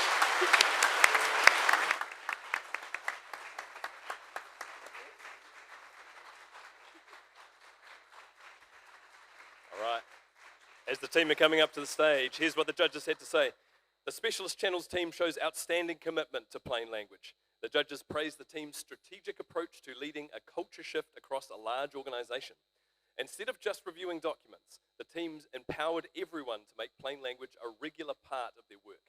Their model represents best practice, and their passion for clear communication shines through. The team created a wide range of high-quality resources to support staff. Their training is engaging, positive, and pragmatic. The judges noted the layered approach, which gives everyone access to resources like Right Bites and key message banks. The team positions plain language as smart communication, helping to get buy-in from across the agency. So, this work has achieved impressive, tangible results. By removing frustration and confusion, the team is helping to keep New Zealanders safe on the road. The judges highlighted specific examples of success, including fewer calls from upset customers and a reduction in incorrect invoices, which created a benefit of up to $1 million. The team has generously shared its resources with other government agencies to help more people understand important information. The judges commended the team for its hard work and advocacy, which has a positive impact on the lives of New Zealanders. Kia ora.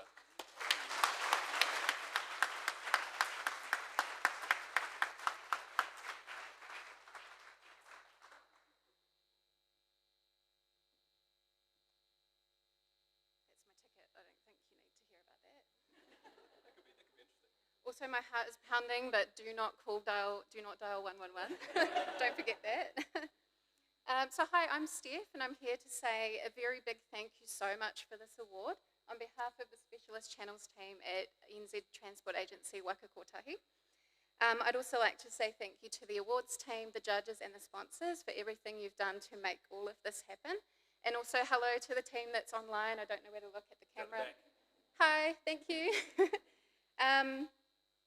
I also want to say congratulations to all of the other finalists and the winners tonight. I hope you all feel really proud of what you've done and what you've achieved to be here tonight, especially because even though it's called plain language, we all know how often it's not easy and how often it's not quick or a fast fix for what we're trying to do. So winning this award for us, it's going to really add fuel to our fire to keep advocating for plain language, lifting people's skills, and reaching wider to bring others along on our journey for clear communication and accessible communication. So this is awesome. Thank you so much from our team.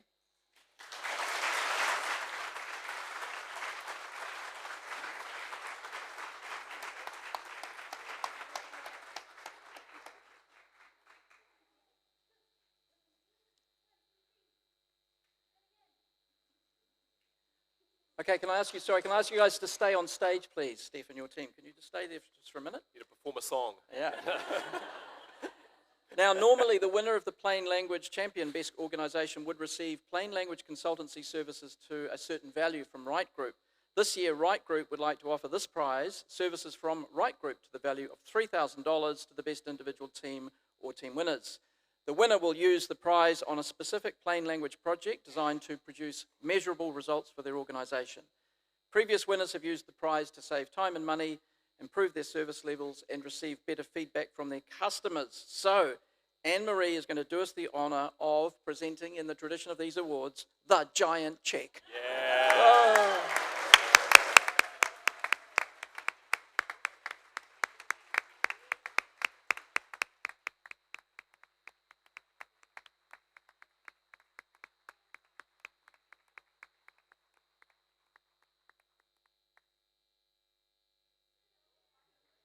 Yeah, definitely. Half the room going, cool, a giant cheque. The other half going, what's a cheque?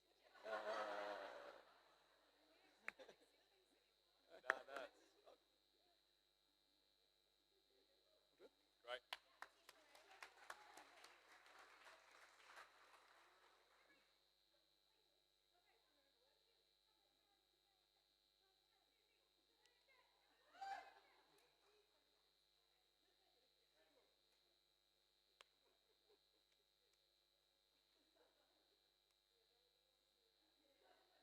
All right, if you do take any amazing photos and you want to post them on the socials, remember to add the hashtag, spread the word.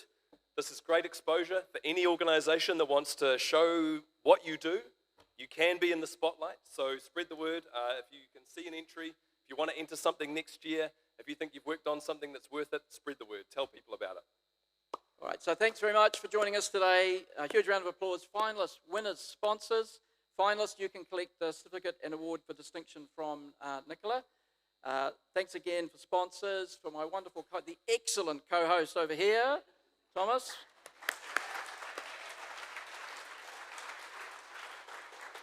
And to James. Thank you.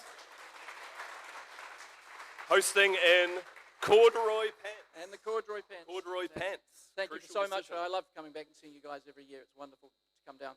So just one line. There's still going to be some drink and wine and socialising to be had. So Hang on, I've got one more thing to say. Is that your closing word? Yeah. That's your closing word. That's my Okay. closing One word. last thank you. Nick and Megan. Oh, just like...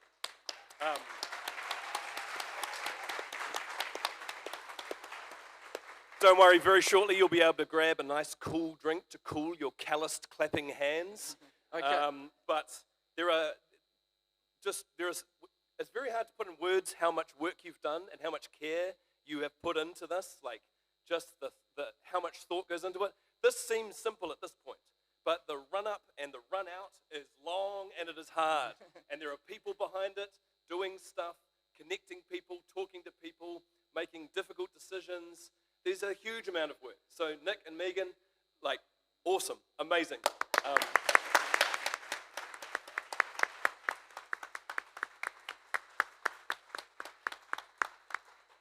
And Linda also wanted to say that we would normally give some amazing flowers, but these two are nicking off overseas tomorrow, leaving a trail of ashes behind them. No, I'm joking. I'm joking. No, they're going on a well-deserved holiday. Couldn't even sneak in some digital slide flowers because you had the slideshow under control. So just take the reverberating applause with you for the next few days, weeks, months, years, decades, centuries, whatever. Okay, James, to you for the last All word. right, this is an AI line that I think we can use. We all want clarity, except maybe after a second glass of wine when ambiguity has its charms. So, go and enjoy a glass of wine. Thank you so much for supporting the awards.